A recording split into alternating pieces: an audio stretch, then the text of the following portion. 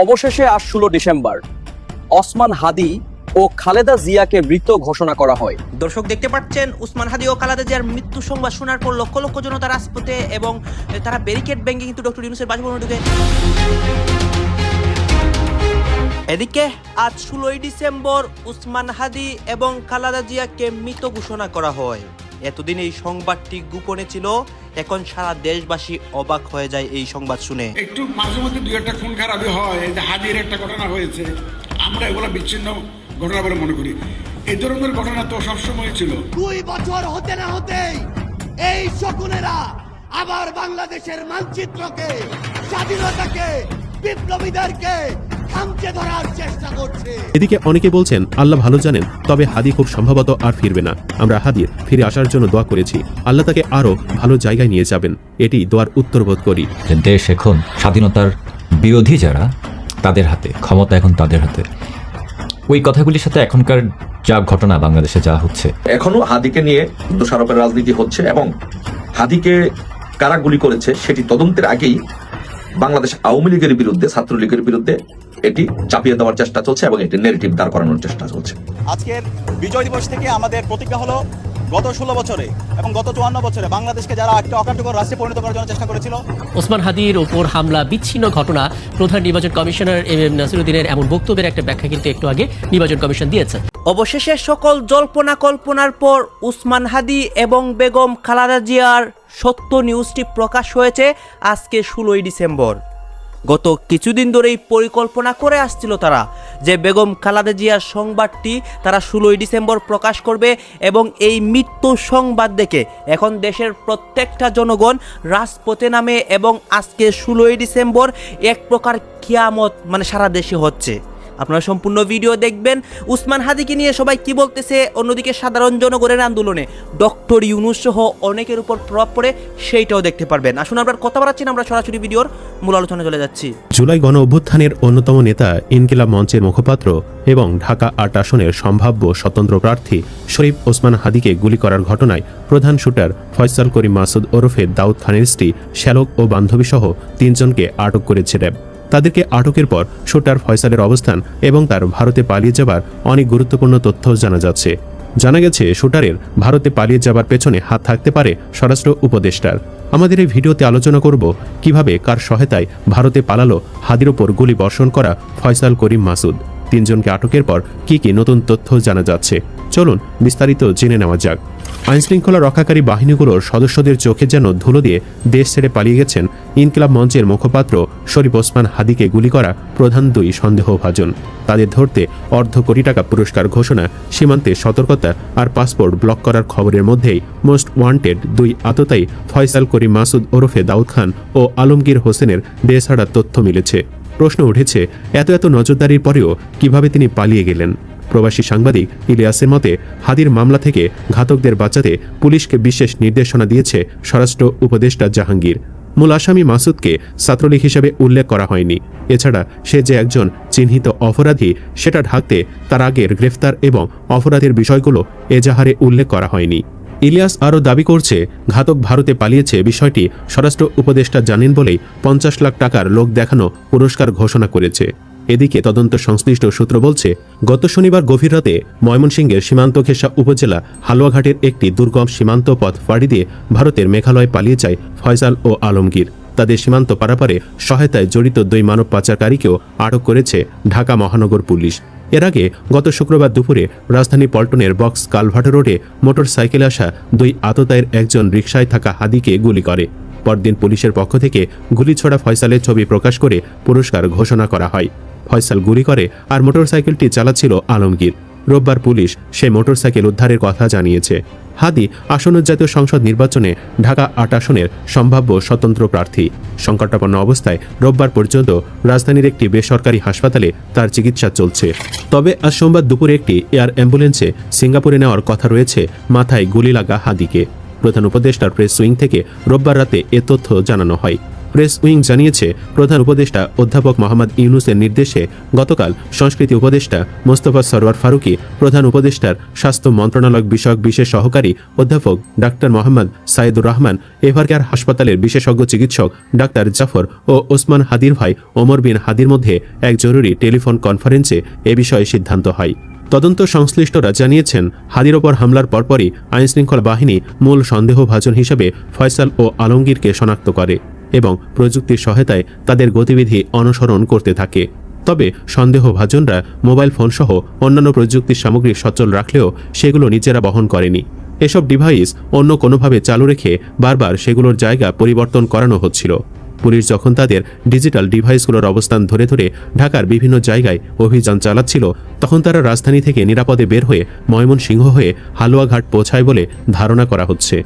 এর আগে হাদিকে গুলি করার পরই তারা পল্টনের কালভার্ট রোড থেকে মোটর সাইকেল নিয়ে নয়াপল্টন হয়ে শাহবাগ, বাংলা মোটর, কারওয়ান বাজার, ফার্মগেট হয়ে আগারগাঁও এলাকা দিয়ে মিরপুরে পৌঁছায়। আইনশৃঙ্খলা বাহিনী ও ময়মনসিংহ সীমান্তের স্থানীয় সূত্র বলছে, ফয়সাল ও আলমগীর সেখান থেকে প্রাইভেট গাড়ি করে আশুলিয়া হয়ে গাজীপুর দিয়ে সড়কপথে ময়মনসিংহ যায়। ময়মনসিংহের ব্রিজের পাড় থেকে বাহন পরিবর্তন করে আরেকটি প্রাইভেট কার নিয়ে হালুয়াঘাটের উদ্দেশ্যে যাত্রা করে। প্রাইভেট কারটি হালুয়াঘাটের ধারা বাজারের একটি পেট্রোল পাম্পে গিয়ে থামে। সেখান থেকে ৩ জন যুবক এসে তাদের দুজনকে মোটর সাইকেলে তুলে নিয়ে হালুয়াঘাটের ভুটিয়াপাড়ায় নিয়ে যায়। রাত ২:৩০ পর্যন্ত থেকে ভুটিয়াপাড়া সীমান্ত পাড়ি দিয়ে তারা ভারতের মেঘালয় রাজ্যের পশ্চিম গারো পাহাড় জেলার একটি পৌরসভা এলাকার তুরাই পৌঁছায়। গতকাল পর্যন্ত তারা সেখানে ছিল বলে জানা গেছে। হাদিকে হত্যার চেষ্টায় জড়িতদের বিষয়ে তথ্য জানাতে রোববার সংবাদ সম্মেলনে আসেন ডিএমপির অতিরিক্ত কমিশনার SN নজরুল ইসলাম। তিনি বলেন, অভিযুক্তদের কেউ বিদেশে পালিয়ে গেছে কিনা এমন কোনো তথ্য এখনও ইমিগ্রেশন ডাটাবেজে পাওয়া যায়নি। এভারকেয়ার থেকে বেগম খালেদা জিয়া এবং শরীফ ওসমান হাদির চিকিৎসার সবশেষ জানাতে সেখান থেকে যুক্ত হচ্ছেন সহকর্মী মুজাহিদ শুভ। শুভ, আপনি দীর্ঘ সময় ধরে সেখানে আছেন। বেগম জিয়ার সবশেষ অবস্থা নিয়ে চিকিৎসকরা কোনো ধরনের ব্রিফ করেছেন কিনা এবং হাদির চিকিৎসায় পরবর্তী পদক্ষেপ বিষয়ে কি বলছে মেডিকেল বোর্ড?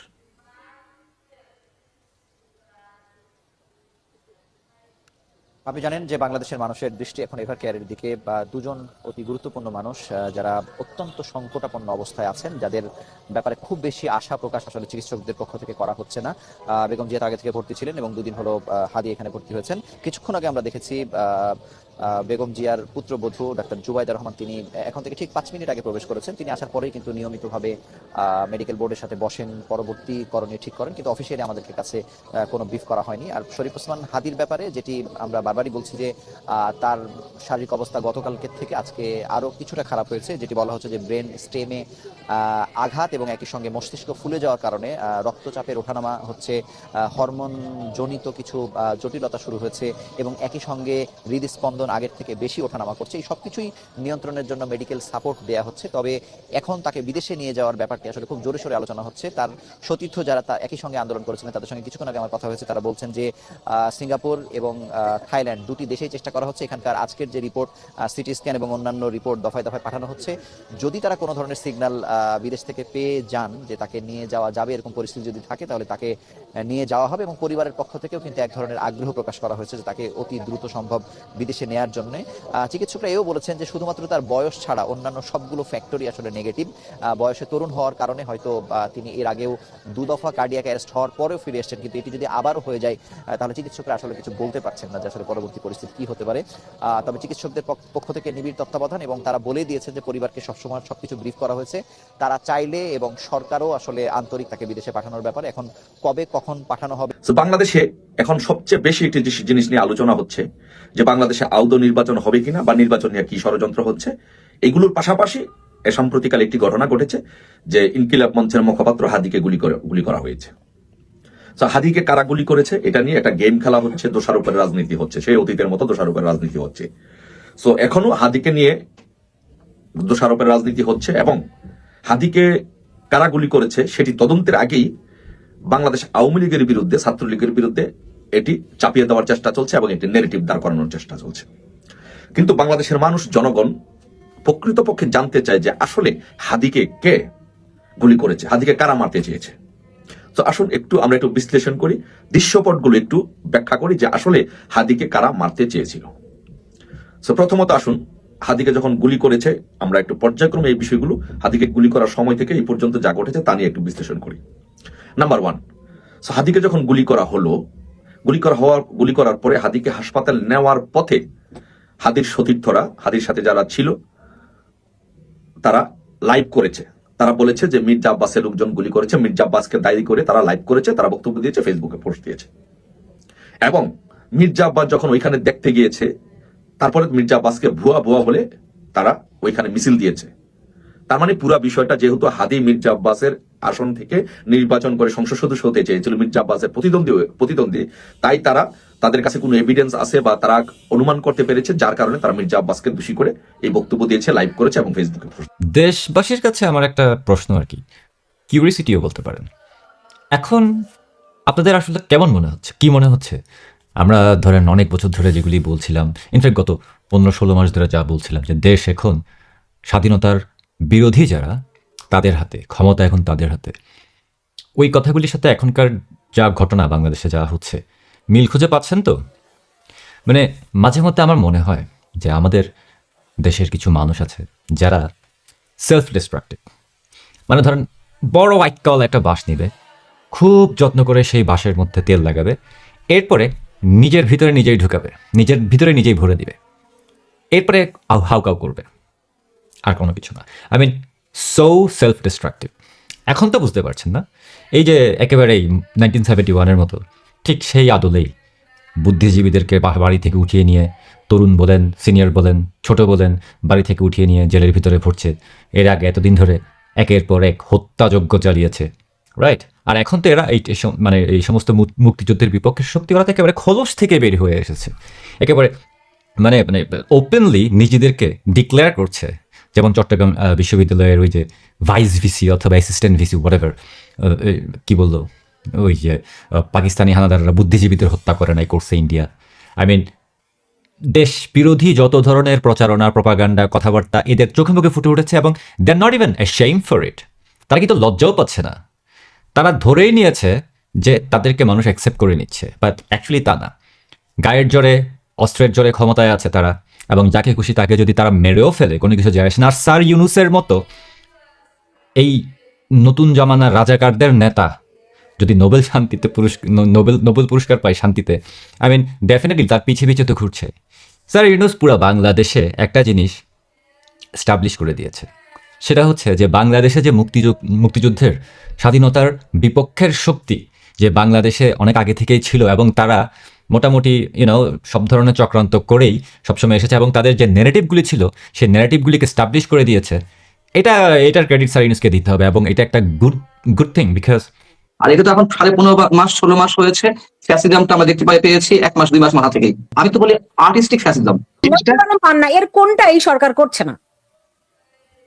এর সব কটাই সরকার করছে। আওয়ামী লীগ করছে। আওয়ামী লীগ যদি ফ্যাসিবাদ হয় তাহলে আপনি ক্লাসিফিকেশনের জায়গায় রাখতেন কোন ধরনের ফ্যাসিজম চলছে। ক্লাসিক ফ্যাসিজম সরকার ছিল না, আওয়ামী লীগ ছিল একটা কর্তৃত্ববাদী সরকার। সেটা আপনার কাছে হতে পারে, আবার আমাদের কাছে অনেকের কাছে হতে পারে যে সেটাও ফ্যাসিস্ট ছিল। ধরে দিলাম ফ্যাসিস্ট ছিল, সেই ফ্যাসিস্টটা হয়েছে, সেই ফ্যাসিজমটা কায়েম হচ্ছে 15.5 বছর ধরে, 15.5 বছর পরে এসে। আর এটা তো এখন 15.5-16 মাস হয়েছে। ফ্যাসিজমটা আমরা দেখতে পেয়েছি 1 মাস 2 মাস মাথা থেকেই। এবং আপনি বলছিলেন, ক্লাসিফাই করার চেষ্টা করছিলেন যে কি বললেন, ক্লাসিক ফ্যাসিজম, সেমি ফ্যাসিজম। আমি তো বলি আর্টিস্টিক ফ্যাসিজম। এর নানান ধরনের নান্দনিক কথা রয়েছে, নন্দন তত্ত্ব এখানে রয়েছে। নন্দন তত্ত্ব দিয়ে আমরা এটা বিশ্লেষণ করতে পারি। কি অদ্ভুত অদ্ভুত। আমি যদি বলি যে এর আগে যে সাংবাদিকদের আটক করা হয়েছে, আওয়ামী লীগের সময় হয়েছে না? অবশ্যই হয়েছে, সাংবাদিক নির্যাতন হয়েছে, কিন্তু কি হয়েছে? মামলা দিয়ে মঞ্জুর আলম পান্না আওয়ামী লীগ আমলে আপনি আমাকে বলেন তো, এই টক শোতে যাওয়ার জন্য কোন সাংবাদিককে আটক করা হয়েছে? আমি সেটাই বলছি। এর আগে আওয়ামী লীগের সময় সাংবাদিকদের উপর অবশ্যই নির্যাতন হয়েছে, অবশ্যই সাংবাদিকরা মামলা শিকার হয়েছে, সাইবার সিকিউরিটি অ্যাক্ট থেকে শুরু করে নানান ধরনের মামলা শিকার হয়েছেন। প্রথমত হচ্ছে সেই মামলাগুলো কারা করেছেন? সরকারের যারা প্রভাবশালী ব্যক্তি ছিলেন তারা করেছেন, তারা তাদের ক্ষমতা দেখিয়েছে। প্রশাসনে যারা ছিলেন, সে কুড়িগ্রামের ডিসি অথবা এর চেয়ে ক্ষমতাবান যারা, তারা মামলা করেছে, এবং মামলা করে আটক করা হয়েছে। মামলা করার পর আটক করা হয়েছে। আপনি শহীদুল আলম, মানে চিত্রগ্রাহক শহীদুল আলমের কথা বলেন, ফটো সাংবাদিক কাজলের কথা বলেন, সাংবাদিক রবি শিকদারের কথা বলেন, মামলা করে আটক করা হয়েছে। এবং এর আগে কিন্তু কোন সাংবাদিককে হেলমেট পরানো হয়নি আওয়ামী লীগের সময়, লাইভ ভেস্ট পরানো হয়নি, হাত করাটা দেওয়া হয়েছে, হাত করা পরানো হয়েছে। কিন্তু এখন কি করা হয়েছে, আমাকে লাইফ ভেস্ট পরানো হয়েছে, হেলমেট পরানো হয়েছে, হেলমেট পরার পর আমার মুখ চেপে ধরা হয়েছে, কথা বলতে দেওয়া হয়নি, পুলিশের দর্শক আপনারা তো দেখলেন এখানে কি কথা হচ্ছে, অনেকেই কিন্তু অনেক কথা বলতেছে, অনেকে আলোচনা করতেছে, অনেকে সমালোচনা করতেছে দেশের বিভিন্ন অবস্থা এবং পরিস্থিতি নিয়ে।